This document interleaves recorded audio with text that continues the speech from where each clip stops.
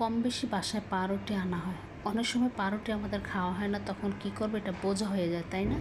তার জন্য আজকে 2 পিস পাউরুটি দিয়ে, হাফ কেজি দুধ দিয়ে আমি দুধটা ভালো করে জাল দিয়ে হাফ কেজিটাকে আরও কমিয়ে তারপরে এই তো পাউরুটির মধ্যে দিয়ে দিলাম। পাউরুটি যখন ভিজে আসবে তখনই আমি দিয়ে দেবো ব্লেন্ডারে এখানে চিনি, পাউরুটি, 2টা ডিম দিয়েছি, আর দিয়েছিলাম সামান্য মিষ্টির ব্যালেন্সটা থাকার জন্য লবণ।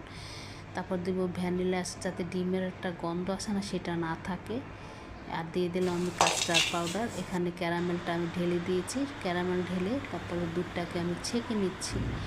ছেঁকে নিলে হয় কি, আপনার পুডিংটার মধ্যে কোনো কিছু লাম্পস থাকবে না, পুডিংটা একদম মোলায়েম হবে। এখন এই তো আমি বাটিতে সেট করে এখন আমি রাইস কুকারে দিয়ে দিলাম। আধা ঘন্টা পরে এসে দেখলাম যে না, আমার পুডিংটা হয়ে গিয়েছে।